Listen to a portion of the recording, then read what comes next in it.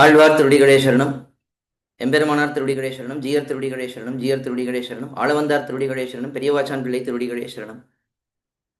ஸ்ரீசைலேஷ தயாபாத்திரம் தீபக்தியாதி குணார்ணவம் யதீந்திர பிரவணம் வந்தே ரம்ய ஜாமாதரம் முனிம் ரம்ய ஜாமாத்ரி யோகீந்திர பாதரேகாமயம் சதா ததாயத்தாத்ம சத்தாதிம் ராமானுஜமுனிம் பஜே.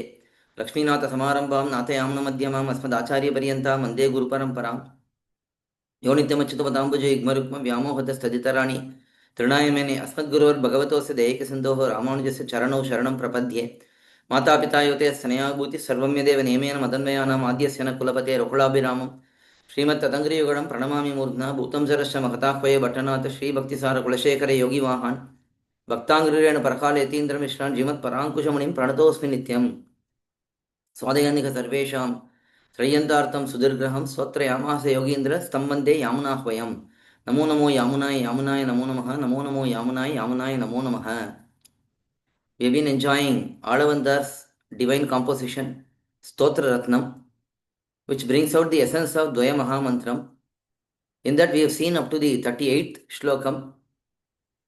From the 32nd shlokam to 46th shlokam, Alavandar enjoys the different aspects of Bhagavan and finally declares that he wants to serve Bhagavan for his pleasure, for Bhagavan's pleasure. So that is the sequence of shlokams we have been enjoying.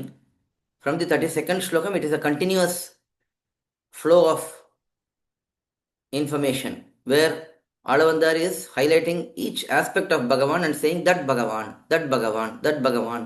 So in each pasuram, in each shlokam, we have to add that Bhagavan. So here, 39th and 40th shlokams are speaking about the greatness of Adishesha. So in these two shlokams, Alavandar is enjoying how Adishesha, that is Thiruvanantalvan. Adishesha is the most popularly known serpent bed of Bhagavan. So how he is serving Bhagavan, that is explained in these two shlokams. Let us see the shlokams now. Taya sahasinam ananta bhogini prakrishta vijnana balaika dhamani panamani vrata mayuka mandala prakasha manodara divya dhamani. That is 39th shlokam. And then 40th shlokam. Nivasa shayyasana paduka amshuka upadhana varshatapa varanadibihi sharira bedaistav sheshatam gataihi yatochitam shesha itirite janaihi. So Adishesha is known as Shesha. Shesha means servitor. He is most famously known as Shesha, Adishesha. That means the foremost of the servitors of Bhagavan. Whenever we enlist Bhagavan's servitors, first we will say Ananta, and then we will say Garuda, and then Vishwaksena. So there Ananta, that Ananta is Adishesha. He is known as Ananta because Bhagavan is Ananta. Bhagavan has no limits. There is no boundaries for Bhagavan. He is not bounded by time. He is not bounded by place. He is not bounded by entities. That is, Bhagavan is present in all times, past, present, future. Bhagavan is present in all places, everywhere he is present. Omnipresent. And then Bhagavan is having everything as his prakara. That is, he is present within every entity as the Antaryami. So, there is no boundary for Bhagavan's existence by time, place, or objects. Now, in this, when it comes to place, Bhagavan has no bounds. He is present everywhere. That Bhagavan is present on the lap of Adishesha. So the Ananta Bhagavan, that is the endless Bhagavan, is present on the lap of Ananta, Adishesha. Hence Adishesha is also known as Ananta. So that is why Adishesha has the name Ananta. That means he has got Bhagavan who is Ananta in himself, that is on him, on his lap. So that is why Adishesha is known as Ananta. So that Adishesha is glorified here. He is known as the primary servitor of Bhagavan, Adishesha.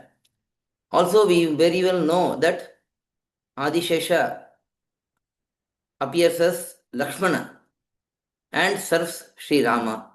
He appears as Balarama and serves Krishna. He also appeared as Bhagavad Ramanuja, and subsequently he incarnated as Sri Varavaramuni Swami, Manavala Mamnigal.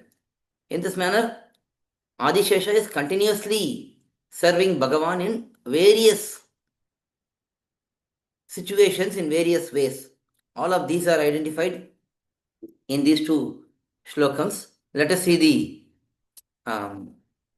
avatarika for the 39th shlokam first. Whatever is explained in Paryanka Vidya. Paryanka Vidya is part of Kaushidaki Upanishad, where Bhagavan's presence in Paramapadam on the divine throne, Dharmadi Pedam, how he is decorated, what kind of weapons, what kind of ornaments he is having. All of these are narrated in the Paryanka Vidya. So, just as explained in there, how Bhagavan is resting on the lap of Adishesha. That is explained in this 39th shlokam. That too not alone. Bhagavan is present on the lap of Adishesha along with Sri Mahalakshmi, Pirati. So that is explained in this 39th shlokam. And then 40th shlokam, Alavandar enjoys the different Kainkariams, services of Adishesha. Adishesha is engaged in so many different Kainkariams. He assumes different bodies and serves Bhagavan in different ways. So all of those are identified in this 40th shlokam. And why is Alavandar enjoying that? Because Alavandar likes to do Kainkariam to Bhagavan in all different ways. Hence, he looks up to Adishesha, who is engaged in so many different Kainkariams. Just as it is said in Upamanam Asheshanam Sadhunam. That is, whenever we talk about bhaktas or noble personalities, first we will always think about Prahlada. Prahlada is considered as the most noble devotee of Bhagavan. Similarly, whenever we consider servitude towards Bhagavan, service to Bhagavan, Kainkariam to Bhagavan, first we will think about Adishesha only. So based on that, Adishesha is the prime role model, inspiration for those who desire to engage in Kainkariam. So that Adishesha's ultimate servitude is enjoyed by Alavandar in these two shlokams. Let us see the word by word meanings. Taya saha. Along with that, Pirati, Sri Mahalakshmi, Prakrishta Vijnana Bala Ekadamani. Along with Sri Mahalakshmi, Bhagavan is present on the lap of Adishesha. So that Adishesha is now described. He is having great knowledge and great strength. He is having the ultimate knowledge and ultimate strength. What is that knowledge used for? To serve Bhagavan in whatever way Bhagavan desires. What is that strength used for? To be in service and to do whatever it takes to satisfy Bhagavan. So that knowledge gives the insight of what Bhagavan desires, and the strength, Balam, lets Adishesha support Bhagavan and Sri Mahalakshmi on himself. Let's say there is a mattress. Sometimes we see children, they jump around on the mattress, and if the mattress is strong enough, then even that jumping around will not damage the mattress. Similarly, Bhagavan, who is so great, Sri Mahalakshmi, who is so great, if they play around, jump around on the mattress of Adishesha, Adishesha will not get disturbed at all. So such strength is present in Adishesha. And then Panamani Vrata Mayuka Mandala Prakashamana Udara Divya Dhamani. The lap of Adishesha is narrated here, described here by Alavandar. The hoods of Adishesha, which is on which are having gems, precious stones on them. So the precious stones on the hoods, they light up the whole area. And because of that precious stones, Adishesha's center place, that is lap, that is shining, well lit. So having such middle portion, that is lap, Adishesha is being as the, or Adishesha's lap is being as the Divya Antahpuram. Antahpuram is the private quarters.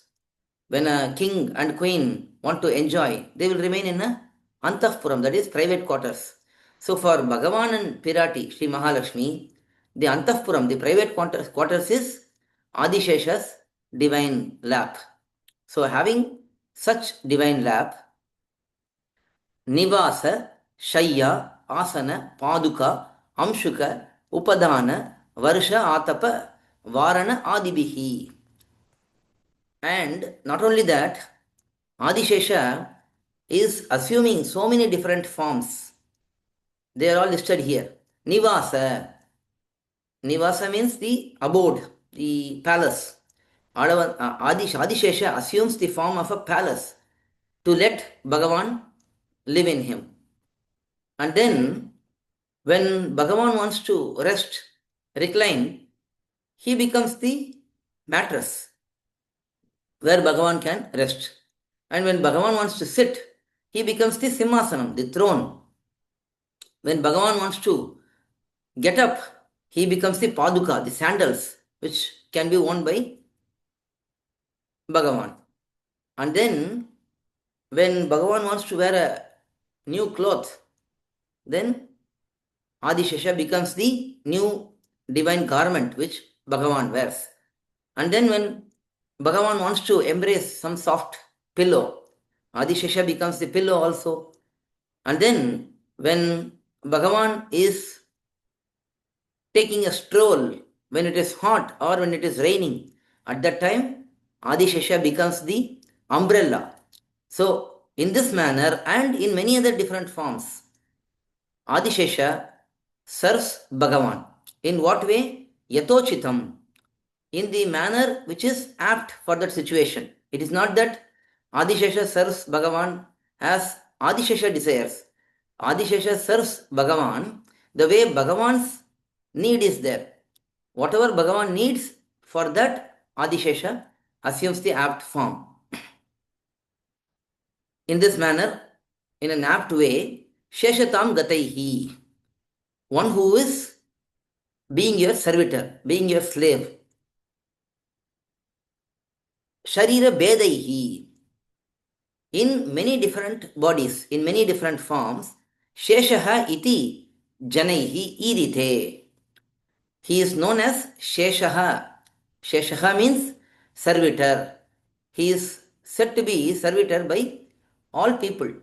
Whoever sees Adishesha, they don't use any other name for him. They just say Shesha. He is a servitor.